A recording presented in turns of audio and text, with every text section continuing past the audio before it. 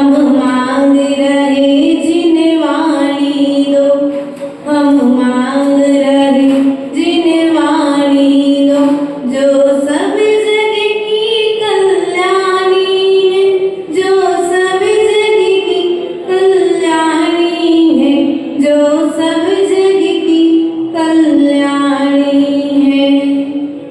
बोले देवादि ब्रह्म प्रथम नीतीश्वरादिनाथ भगवान की जय। देवादिदेव वर्तमान ससनय महावीर स्वामी की जय। आचार्य गुरुवर अमित गति स्वामी की जय। आचार्य गुरुवर विराग सागर जी महाराज की जय। आचार्य गुरुवर विभव सागर जी महाराज की जय। द्वादशांग जनवाणी माता की जय।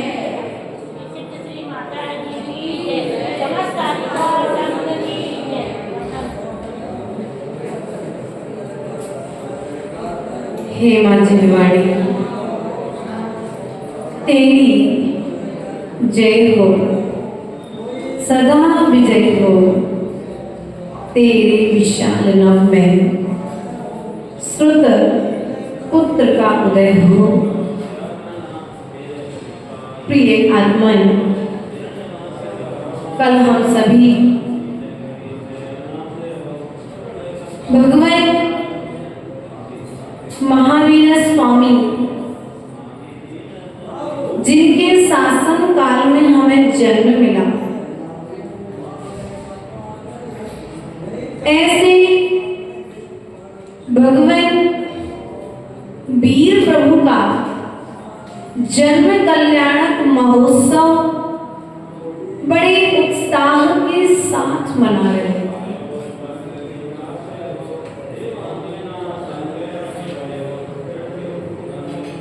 आचार्य भगवंत कहते हैं, जन्म भगवान का होता है कि जन्म जीव का होता है। बात कुछ समझ में आई? जन्म भगवान का होता है कि जन्म जीव का होता है। कभी किसी भगवान का जन्म हुआ नहीं, कभी भगवान का अवतार होता नहीं, लेता जीव जन्म है। कर्मों को क्षय करके वह जीव भगवान बनता है।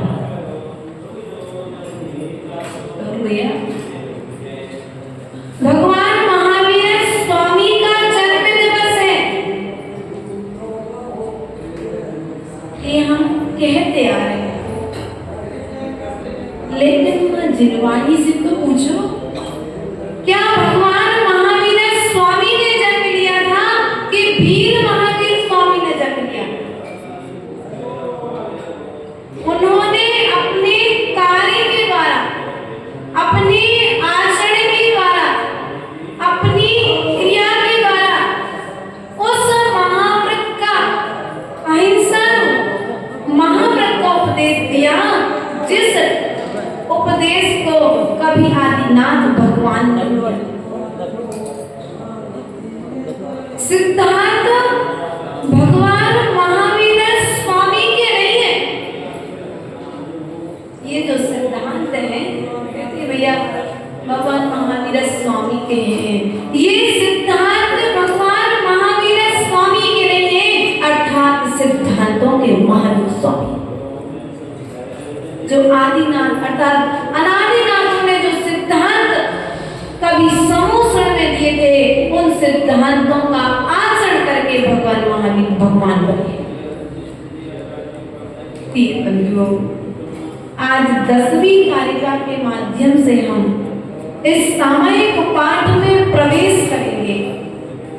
अर्थात आचार्य भगवंत कहते हैं, यदर्थ मात्रा पदवाक्यहीनम मया प्रमादा दिक्कंचनोक्तम तन्मे क्षमित्वा विदधातु देवे सरस्वती के बल बोधि। यदैति मात्रा परिवाक्यहीनं मया प्रमादा विधिकिञ्चिनोक्तं तन्मे च मीत्वा विदधातु देवी सरस्वती केवल बोधि लब्धि। क्या कहते हैं? यदि श्रुत का अभ्यास करते हुए, श्रुत का आचरण करते हुए, श्रुत का वाचन करते हुए, हे सरस्वती माता, जनवाणी माता, मेरे द्वारा शब्द के अर्थ में, शब्द की मात्रा में, पद में या वाक्य में या तो अधिक शब्द जोड़ दिए गए हों या कुछ शब्द कम कर दिए गए हों, हे सरस्वती देवी मुझे क्षमा प्रदान करना और यह जो अभ्यास है मुझे केवल ज्ञान की उपलब्धि कराए, अर्थात मुझे केवल ज्ञान प्राप्त कराने में कारण है। प्रिय बंधुओं, हम लोग कर रहे हैं इसका आचरण। हम मात्र एक दिन के लिए जन्म जयंती मना रहे हैं, एक भगवान का जन्म महोत्सव मना रहे हैं, क्योंकि हम उनके शासन काल में रह रहे हैं। बल्कि आचार्य भगवंत कहते हैं कि आप चाहो तो रोज जन्म महोत्सव मना सकते। भगवान का जन्म अर्थात वीर प्रभु का जन्म तो एक दिन हुआ था और एक दिन उन्होंने जन्म लेकर के उस जन्म को सार्थक करके आज 2550 वर्ष बाद भी हम उनके नाम की यहाँ पर जय करें। आप चाहते हो आपकी ख्याति भी 2550 वर्ष बाद भी छिंदवाड़ा नगर में आपका नाम हो, क्योंकि व्यक्ति नाम चाहता है, काम नहीं चाहता। क्या नाम तो चाहता है लेकिन काम, सम्मान तो चाहता है लेकिन सम्मान के योग्य कार्य करना नहीं चाहता है, और सम्मान के योग्य जब तक कार्य नहीं करेगा तब तक उसका जन्म महोत्सव रूप अर्थात जन्म कल्याण रूप नहीं मनाया जाता।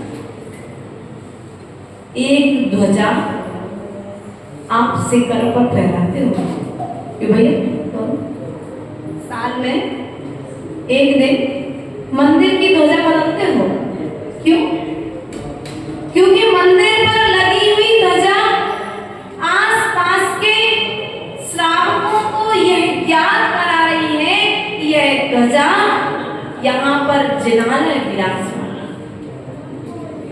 लेकिन आचार्य भगवंत अष्टबाण ग्रंथ में कहते हैं एक ध्वजा वह है जो मंदिर को बता रही है, जिनालय को बता रही है, और एक ध्वजा वो है जो गली गली में जाकर के जैन धर्म को स्थापित करती है। वह ध्वजा कौन सी है? वह ध्वजा है निर्ग्रंथ मुद्रा के धाम साधु। हम एक ध्वजा मंदिर पर लगाने के लिए तो करोड़ों करोड़ों की बोली लेते हैं, लेकिन दूसरी ध्वजा जो जैन धर्म को स्थापित कर रही है उसकी सेवा में हम 0 बटे होते चले जाते हैं। हम साधु तो चाहते हैं कि चतुर्थ काल का हो, लेकिन श्रावक नहीं बनेंगे हम चतुर्थ काल। साधु की चर्या को देखते हैं, एक बार अपनी चर्या को समंत भद्र स्वामी कृत रत्नकर्ण श्रावकाचार्य से तो मिला। कुंद कुंद स्वामी कृत ऋण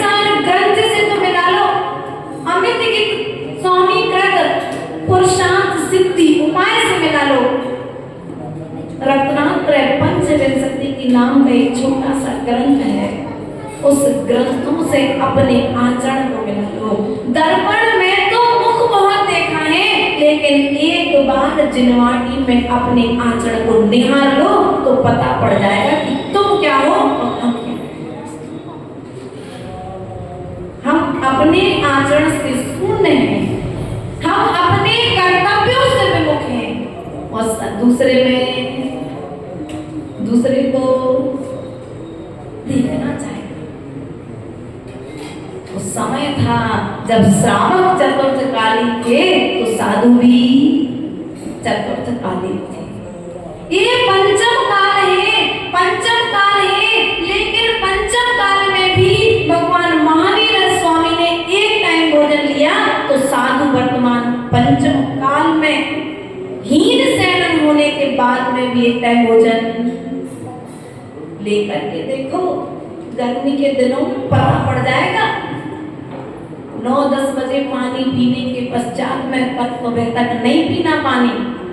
जो साधुओं की निंदा करते हैं, जो साधुओं के ऊपर में उंगली उठाते हैं, वह उंगली दूसरे ऊपर नहीं जाएगी, वह उंगली तुम्हारे ऊपर स्वयं हो जाएगी। प्रिय बंधुओं, ये कठोर शब्द सुनने में बुरे लगते हैं, लेकिन मां जिनवाणी तुम्हें समझा रही है।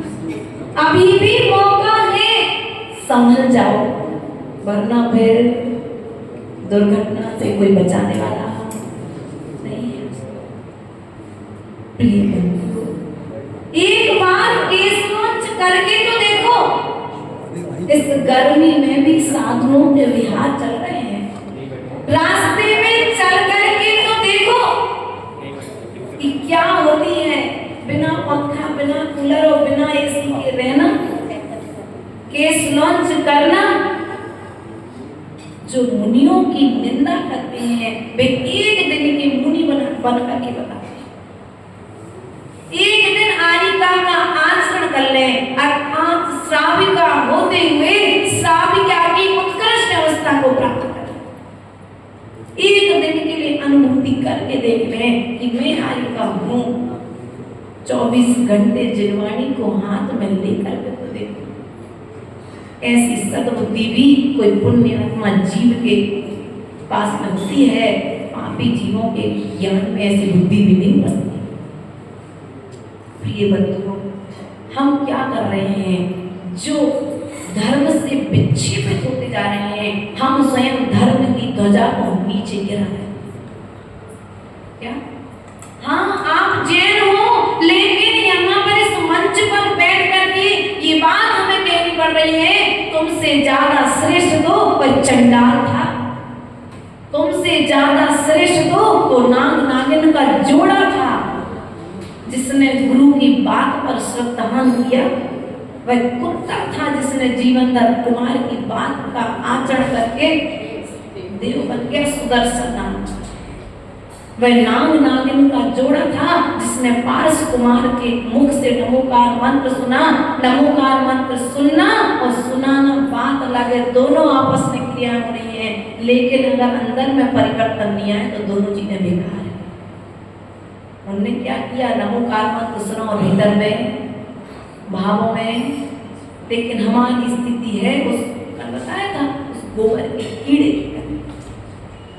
बाहर में हम सब कुछ कर रहे हैं, लेकिन भीतर में भाव, जैन दर्शन भाव प्रधान है।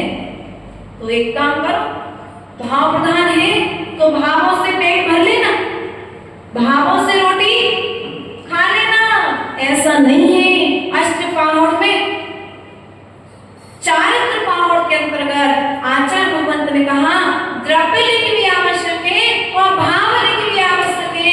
यदि द्रव्य से मुनिराज नहीं बनोगे तो भावों से तुम्हें मुनिराज की अनुभूति।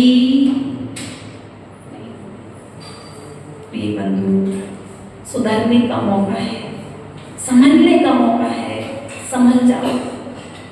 आचार्य भगवंत दर्शन पावन ग्रंथ में, भगवती आराधना ग्रंथ में इसी कारिका के लिए शिवकोटि स्वामी इसी कारिका के लिए अमित कपि स्वामी मरण कंटिका ग्रंथ के माध्यम से कहते हैं, दंसन भट्टा भट्टा दंसण भट्टस्य डक्ति निपाणम सिद्धंकी जरि भट्टा दंसण भट्टन सिद्धं। समझ में आई? नहीं आई? आचार्य भगवत बुद्ध स्वामी दर्शन पावन ग्रंथ की कारिका नंबर 4 या 5 36 कारिकाओं में से कारिका है। भगवत की आराधना में सम्यक दर्शन का जब वर्णन आया वहां पर इस बात को कहा है। आचार्य भगवान कहते हैं कि दर्शन से भ्रष्ट भ्रष्टों में भी भ्रष्ट। क्या कहा?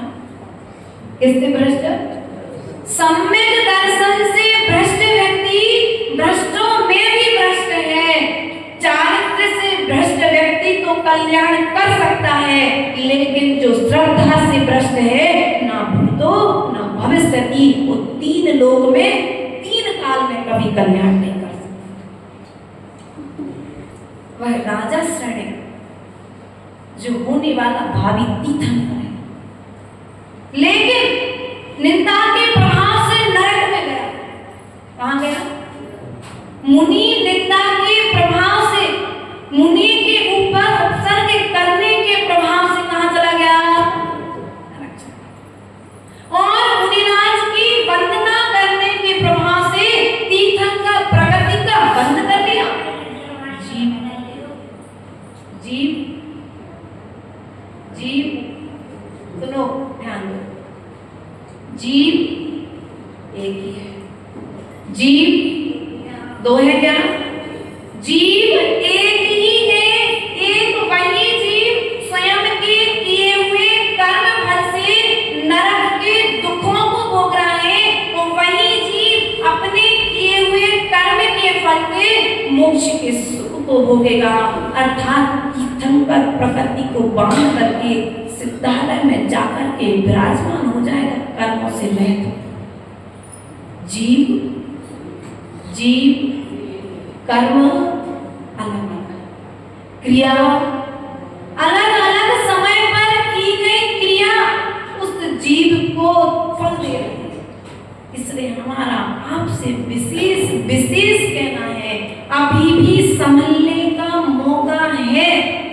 समझ जाओ, अपने 6 कर्तव्यों का पालन करना प्रारंभ कर दो, तुम्हारा जीवन बदल जाए, बदल जाए। वरना दुनिया में कोई ताकत नहीं जो तुम्हें नरक निगोद त्रयंच गति के दुखों से बचा दे। यहाँ पर तो तुम्हारे लिए तुम्हारी रक्षा में तुम्हारा भाई आ जाएगा, पति आ जाएगा, बहन आ जाएगी, माता पिता आ जाएंगे यदि कोई विवाह बनेगा। लेकिन जब तुम यहाँ पर कर्म करके जाओगे ना, तो नरकों के नारकियों की मार से तुम्हें कोई नहीं बचाएगा। ये बंधुओं, पंडित बनारसी दास जी मुरैना धन्य है। जब पंचम काल में हुए और पंचम काल में होने के पश्चात में भी बिना मुनि दर्शन के, मुनियों का दर्शन नहीं मिला। पंडित दौलत राम जी को मुनियों का दर्शन नहीं मिला। रास्ते थे टोडरमल जी के पुत्र दौलत राम, बड़े सौभाग्यशाली हो तुम भैया कि पंचम काल में होने के बाद में भी तुम पंच परमेष्टि की शरण में बैठे। आप ऐसा बोलते बहुत सारे लोग हैं। क्या है ये? पाप कर्मों का उदय है। ये पाप कर्मों का उदय है जो ये कहते हैं कि अब तो बहुत सारे मुनि हो गए, फिर भी देख लो लाखों की संख्या में 1600 पिच्छीधारी हैं कुल। यदि आप 50 लाख हैं तो 50 लाख में भी पिच्छीधारी 1% भी नहीं है, और वो 1% की सेवा हम नहीं कर पा रहे, असक्षम हैं अपने प्रमाद के कारण, अपने राग द्वेष के कारण। कौन सी जाति के हैं, कौन से कुल के हैं, कौन सी समाज के हैं? अरे धन्य हो तुम्हारी स्थिति, तुम्हारी मना स्थिति। ये जो बातें मन में उठ रही है ना, ये सीधा नरक में लेकर के जाएंगी। स्वर्ग की खूब पूजा कर लेना, स्वर्ग में जाने वाले नहीं हो यदि मुनि की निंदा कर रहे। जिनेंद्र भगवान के कहे हुए वचनों पर शंका है अभी तुम्हें, क्योंकि भगवान ने कहा देव शास्त्र गुरु को बराबर मानना, और यदि देव नहीं मिले तो चल जाएगा, शास्त्र नहीं मिले तो चल जाएगा, और यदि तुम्हें रास्ते चलते कोई निर्ग्रंथ गुरु के दर्शन मिल जाए तो तुम्हारे जीवन में मंगल मंगल हो जाए। जब ऐसा एक उदाहरण देते हैं महाभारत के लिए, जब पांडव युद्ध के लिए जा रहे थे तो रास्ते में 2 दिगंबर मुनिराजों के दर्शन, और जब उन्हें 2 मुनिराजों के दर्शन हुए थे तो कह दिया था कि देखो निर्ग्रंथ मुनिराजों के दर्शन हो गए हैं, अब हमारी विजय निश्चित है। जो मुनिराज को देख करके हमें चौका लगाना पड़ेगा, हम उनकी भैयाबंदी करके जाना पड़ेगा, हमें उनके पास रहना पड़ेगा, मुख मलान करते हैं, कोई बात नहीं, यहाँ मुंह बना लो, नरक के नार की नीचे जाकर के अपने आप मुंह बनाएंगे, कैसा कैसा बना। यहाँ तुम निर्गुण अरहंत की मुद्रा को देख करके संक्लेशित हो रहे हो, धन्य है तुम्हारा पाप कर्म का उदय है, तुम अपने कर्तव्य से विमुख रहे हो। साधु के मन में ये विचार नहीं आता कि श्रावक कौन सी जाति का है, साधु के मन में ये विचार नहीं आता ये कौन से कुल का है। साधु तो बस माँ जनवाणी की आराधना करनी है, तो कोई भी आ जाए सो तो महावीर स्वामी के लिए देखो, तो महावीर स्वामी जब शेर की पर्याय में थे तो स्वर्ग से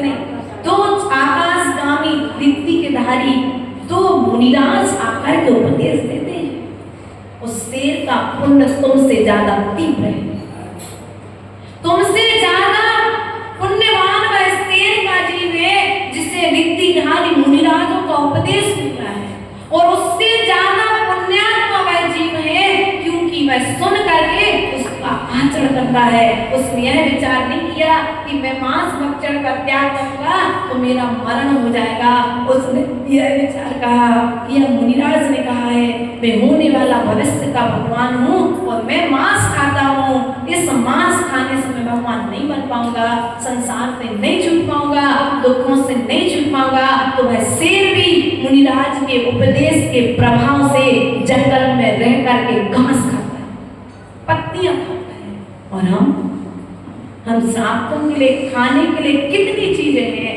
अच्छी अच्छी चीजें छोड़ करके क्या खाते हैं, हाँ वो महीनों पुराने अचार में आनंद आता है। माता जी अरे क्या तत्काल के अचार में वो गल जाता है ना मुरब्बा 2-4-10 दिन में, उसमें आनंद आता है।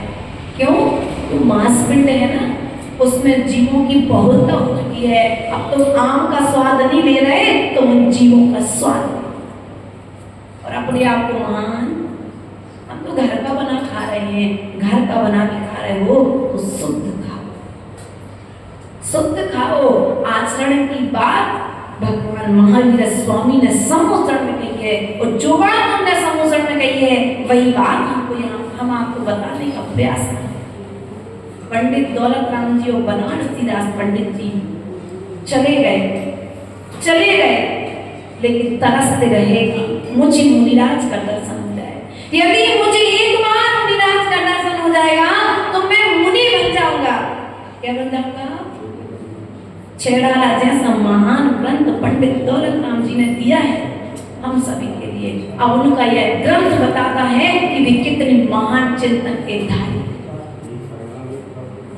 मुनि सकल प्रतिबल भागी, भव भूलन ते वैरागी, वैरागी उपावन माई, ते अनुप्रेक्षा माई। कह रहे 12 भावनाओं का चिंतन क्या करो, 12 भावनाओं का कब करो, कौन करेगा 12 भावनाओं का चिंतन? अरे ये सब काम तो माता जी महाराज जी के हैं, हमारे कहाँ है? नहीं भैया, श्रावक ही मुनिराज बनता है और श्रावक ही भगवान बनता है। भगवान का जन्म, तुम्हारी क्रियाएं तुम्हें भगवान बनाती हैं और तुम्हारी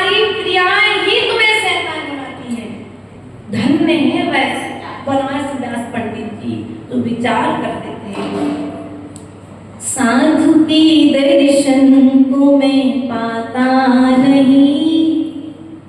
जब उसका अंतिम समय हुआ ना तो अपनी डायरी में वो कुछ लाइनें लिख करके गए। वे अपने कमरे में रहकर के निर्बल मुद्रा में सामयिक का अभ्यास करते थे कि मुझे भविष्य में मुनि बनना है तो मैं आज से अभ्यास करो। साधु के दर्शन को मैं पाता नहीं, दिल दुखी है दुख सहा जाता नहीं। सोचता हूँ मैं भी तो साधु बनूं, क्या सोचता हूँ मैं भी तो साधु बनूं। साधु बिन साधु बना जाता नहीं। कितनी प्यारी लाइन, लेकिन हम सुनने में तो अच्छी लगती हैं, लेकिन हमसे आचरण करने का कह दिया जाए तो हमसे नहीं होता आचरण। जब आचरण नहीं होता है तो हाथ जोड़ करके निवेदन है, कभी किसी मुनिराज की निंदा मत करना, वरना श्रीपाल के जैसे कष्टों को भोगना पड़ेगा। ये बंधु, हाँ बात समझ में आ गई, मैंने बोल दिया। विचार करना है हम कहाँ भटक रहे हैं। हम दूसरे से अपेक्षाएं रखे हैं। किससे रखे हैं? दूसरे से अपेक्षाएं रखे हैं। आचार्य भगवान कहते हैं दूसरे से अपेक्षा मत रखो, तुम अपने कर्तव्य का निर्वाह करो। कर्तव्य अपने कर्तव्य का निर्वाह करो। अधिकार की बात तो करते हैं, लेकिन कर्तव्य की बात, कर्तव्य की बात अभी डोलोगे। चातुर्मास हुआ यहाँ पर, हमारे चातुर्मास में तो गुरुदेव के साथ में कितने कितने कर्तव्यों को निर्वाह किया, लेकिन अंतिम दिन जब तिलक बंधन होना था उस दिन, जिस दिन तिलक बंधन होना था उस दिन जिन्होंने कुछ भी नहीं किया लेकिन फिर भी सम्मान की भूख ने, सम्मान की भूख लगी थी कि नहीं लगी थी? जिनके लिए तालियां बजाई जा रही थी, वे सोच रहे थे कि काश मैंने भी चातुर्मास में सेवा की होती तो मुझे भी मंच पर बुला करके सम्मान। कोई बात नहीं, आज उनके गुणों का सम्मान किया जा रहा है, अर्थात उनके सम्यक दर्शन का सम्मान किया जा रहा है। जो श्रावक कहते हैं मुझे धर्म करने के लिए समय नहीं है, वे लिख लेना अपनी डायरी में, यह भी सम्यक दृष्टि नहीं है। जिन्हें साधु की सेवा के लिए समय नहीं है, वे अभी सम्यक दृष्टि। हमसे पूछते हैं आकर के कि माता जी अभी सम्यक दृष्टि है कि नहीं है? समय नहीं है तो सम्यक दृष्टि।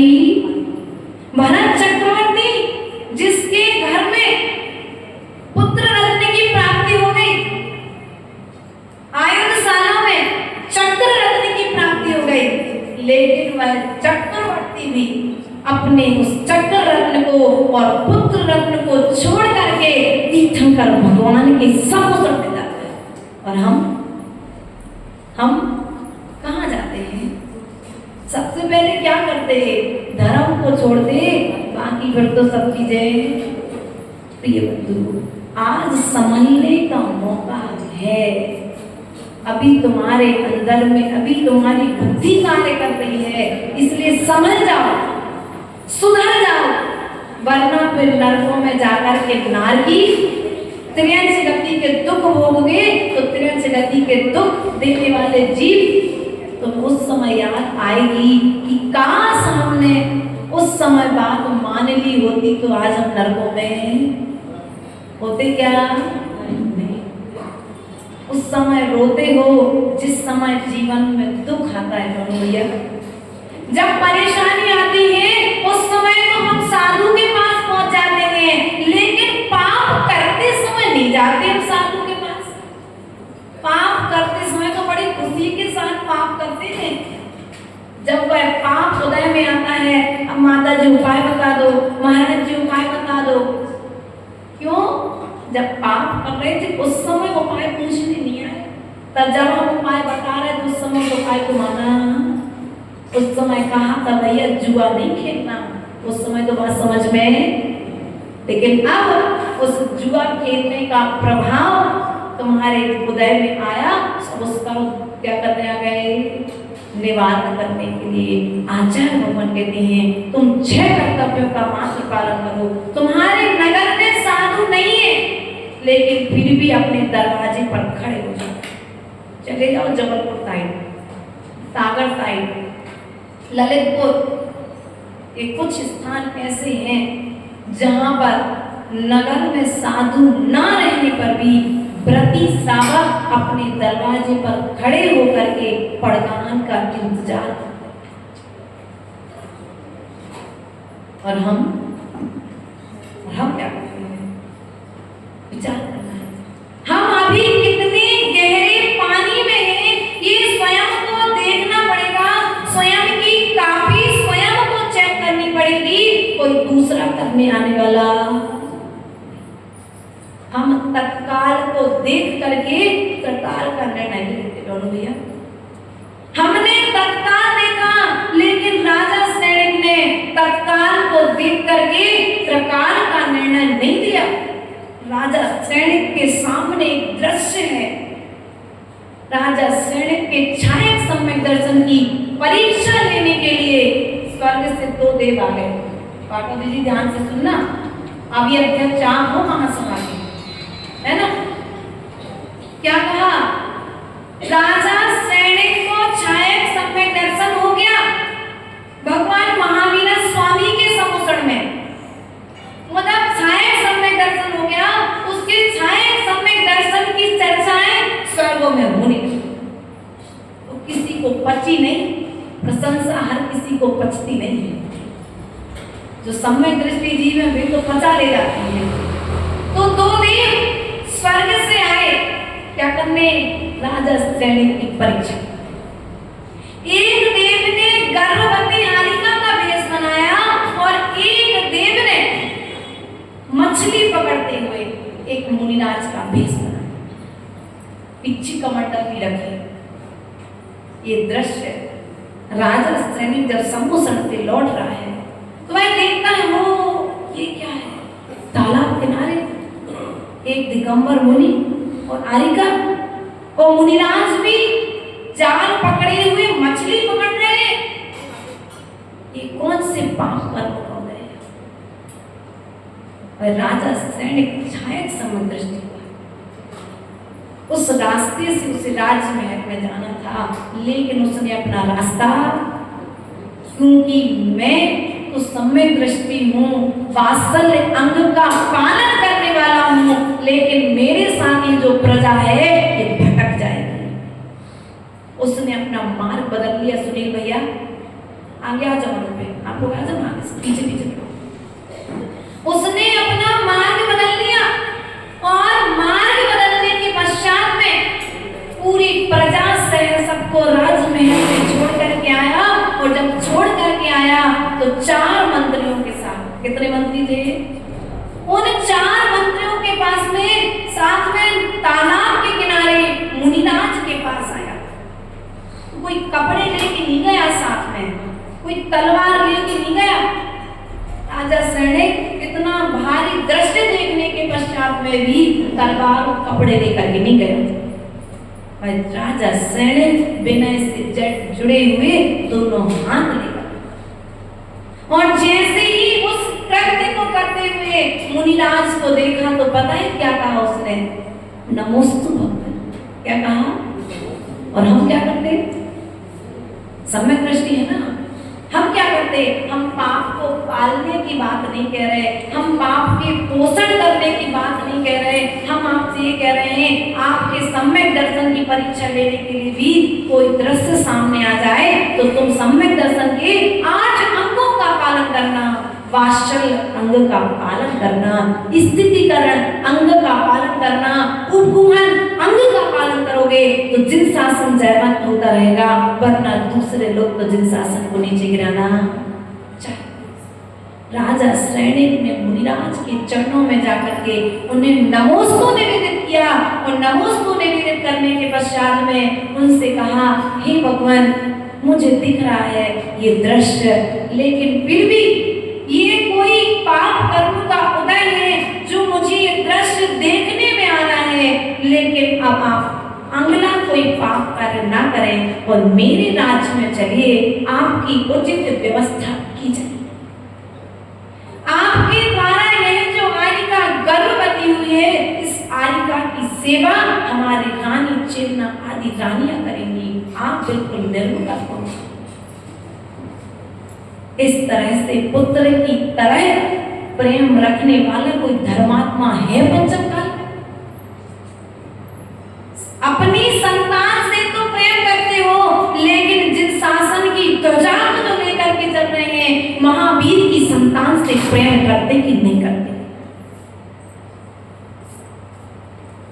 वे बहुत निवेदन करते हैं, लेकिन वह मुनिराज मना कर देते हैं कि मुझे आप धोखे से राज्य में लेकर के जाओगे और राज्य में लेकर के ले जाकर के मुझे फांसी की सजा दे दोगे या दंड दे दोगे, और मेरे द्वारा जो आरिका है उसकी सेवा भी कोई मुझे अपमानित करोगे। वे तो देव थे, परीक्षा देने आए थे। रानी चेतना अर्थात राजा सैनिक पीछे नहीं हटे अपने विनय में। देव पुनः बार बार निवेदन करते हैं कि आप यहाँ से जाइए और हमारे द्वारा ये जो कार्य हुआ है, इस कार्य का प्रायश्चित अपने गुरु अति से जब करके दे देंगे। आप श्रावक को कुछ कहने की जरूरत है? राजा सैनिक ने कहा कि जब गुरु सामने नहीं है तो श्रावक पालन करता है, श्रावक स्थितिकरण करता है, श्रावक उस दोष के लिए निवारण का उपाय ढूंढता है। लेकिन देव नहीं हारे। राजा सैनिक भी कहाँ हारने वाला था? जब राजा सैनिक नहीं हारा तो देव अपने देव रूप में आए और राजा सैनिक को नमस्कार करके चले। किसका चमत्कार था ये? किसका चमत्कार था? सम्यक दर्शन। किसका चमत्कार था? अर्थात एक साथ में जैसे ही दीप जलता है और प्रकाश फैलता है, जैसे ही सम्यक दर्शन होता है तो ज्ञान भी सम्यक ज्ञान हो जाता है। तादात्म्य संबंध है। जैसे ही पुत्र का जन्म होता है तो पिता पुत्र अपने आप पिता बन जाता है। बन जाते कि नहीं बन जाते? पुत्र के जन्म के साथ ही आप मां बन गए, आप पिता बन गए। उसी प्रकार से सम्यक दर्शन के साथ में सम्यक ज्ञान भी उदय में। प्रिय बंधुओं, दर्शन भट्टा भट्टा अर्थात दर्शन से भ्रष्ट व्यक्ति भ्रष्टों में भी भ्रष्ट है। चारित्रधारी जो चारित्र में दोष लगा रहा है वह जीव तो फिर भी मोक्ष जा सकता है। कौन? अंजन चोर जैसे मोक्ष चले गए। चोर के नाम से मार भी करते हैं, लेकिन पाप करने के बाद में भी। और हम चारित्र देखते हैं, चर्या देखते हैं। अरे साधु की चर्या देखने वालों, पहले अपनी चर्या तो देख लो। तुम्हारी चर्या कहाँ जा रही है? आप कहाँ जा रहे हो? साधु कोई होटल पर बैठ के भोजन नहीं कर रहा। श्रावक कौन से ग्रंथ में लिखा है कि श्रावक होटल में बैठ के भोजन कर सकता है? कौन से ग्रंथ में लिखा है कि वो नेट वाली छन्नी का छना पानी यूज कर सकता है? कौन से ग्रंथ में लिखा है कि बटन दबाओ पानी निकालो? अभी पानी हम ढंग से नहीं छान रहे और साधु के आचरण को पानी तो स्वयं ढंग से नहीं छान रहे, हाथ दर में करने लगते पानी छानने में, बिन छानी पहुंचाने में। और साधु की चर्या को बेसाधु ऐसे करते हैं।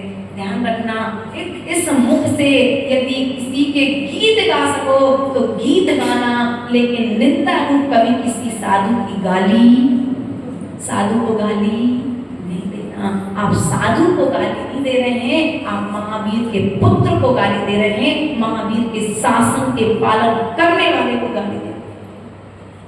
प्रिय बंधु, विशेष ध्यान रखना।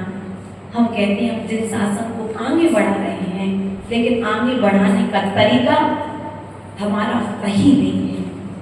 हम सेवा से पीछे हैं। आज माताएं चौका लगाना नहीं चाहिए। और भैया कितनी पार्टी करा लो, हाँ किटी पार्टी करा लो, बीसी करा लो। देखा हमने चतुर्मास में यहीं पर रुके थे आसपास में, किटी पार्टी के लिए बड़ी अच्छी सज धज के आती थी। ऐसे जैसे आप लोग किटी पार्टी के लिए और बीसी के लिए सज धज करके जाते हो, ऐसे जब तुम्हारी सहेली चौका लगाती है तब क्यों नहीं जाती? जिन शासन की सेवा करना नहीं चाहते हो और जो जिन शासन की सेवा नहीं करना चाहता है, ऐसा जीव अपना मरण स्मरण नहीं करेगा। अर्थात जो कैंसर जैसे रोग हो रहे हैं ना, आज हो रहा है कि नहीं हो रहा है? श्रापों को हो रहा है।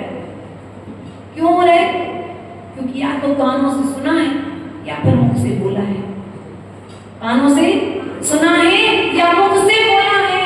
घुटनों में दर्द हो रहा क्योंकि भगवान को गवासन से नमोस्तुति करते हैं।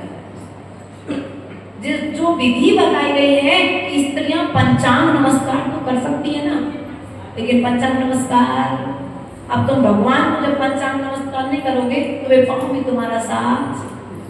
भगवान के सामने नहीं जो खड़े खड़े जैसे स्कूल में मास्टर नमस्ते करते थे, भगवान के सामने वैसे नमस्ते करके जाते कि नहीं जाते?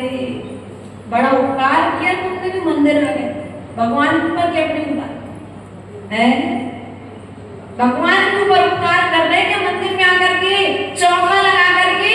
साधु के ऊपर उपकार नहीं कर रहे, समाज के ऊपर उपकार नहीं कर रहे, जिनवाणी सुन करके हमारा कुछ नहीं कर रहे। हमारा गुण स्थान तो हमारे परिणामों से बना हुआ है। तुम्हारे आने से और तुम्हारे जाने से हमारे गुण स्थान में कोई परिवर्तन नहीं आ रहा है।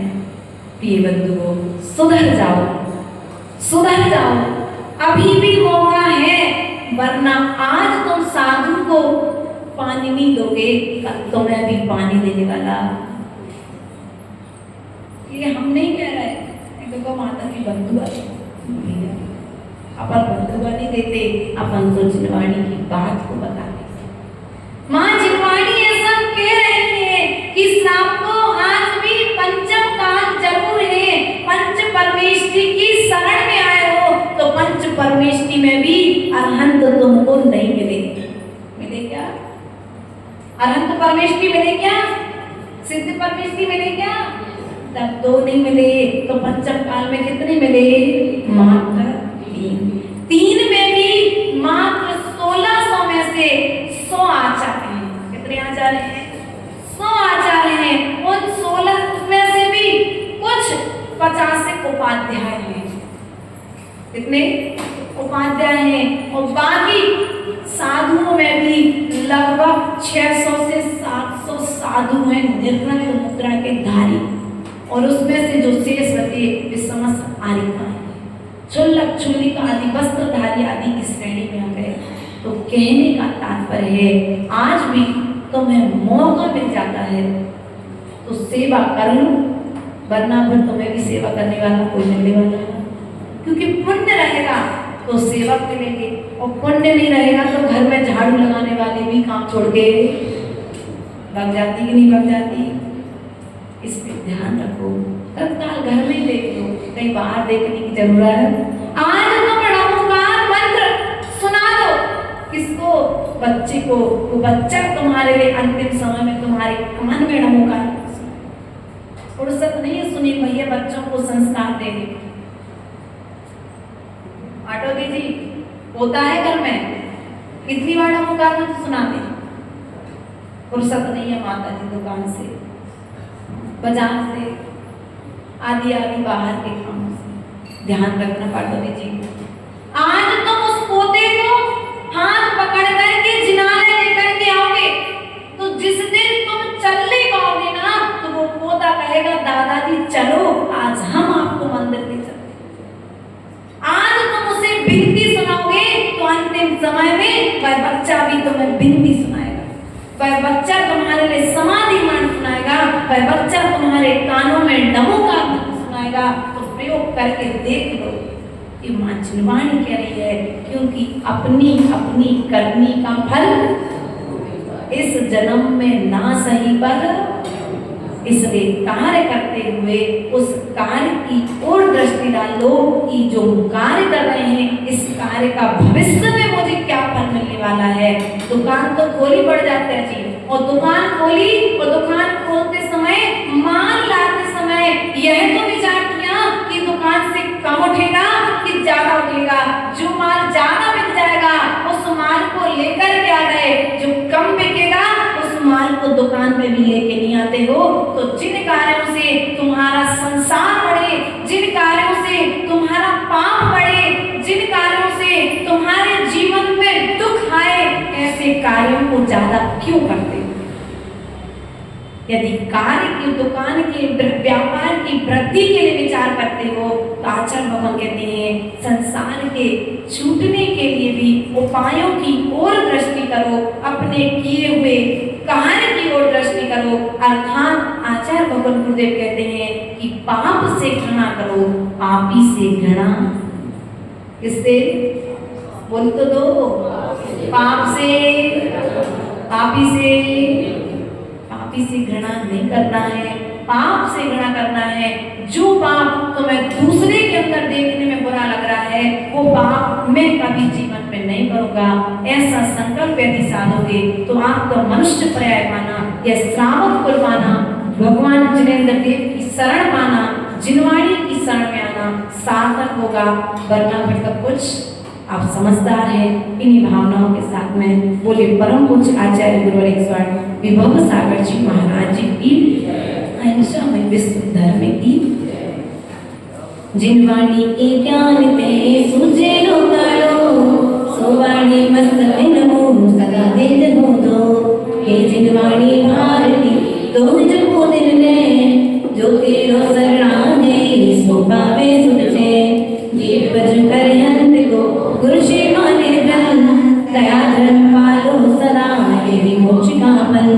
धर्म तर्क संसार सो धर्म ग्रंथ निर्माण, धर्म पंथ सारे मिलान तेरे अंज समान। ओम ह्रीमरं जिन्नोद्भव सरस्वती देवी प्रथमान्यो करणान्यो चरणान्यो द्रव्यान्यो दिव्यमार्गं नमामि। गुरुमहापान्ते नित्यं ज्ञान दर्शन नायका, चारित्राणं गंभीरा मोक्ष मार्ग उपदेशिका। ओम नमो वायरियाण श्रीमद आचार्य परमेश्वरी कुंद कुंद स्वामी समंत भक्त स्वामी पूजपा स्वामी रविशरण स्वामी अमित गति स्वामी समस्त पूर्वाचार्य दिवर आचार्य भगवान 108 तंबू सागर जी, वर्तमान सागर जी, विद्या सागर जी, विराट सागर जी, विशुद्ध सागर जी, विभव सागर जी महाराज दिवर ढाई दीप विराजमान, तीन का नौ करोड़ मुद्राज दिवर नमः। अर्घ्यं निर्वपामिति स्वाहा। नौ वर्णम है।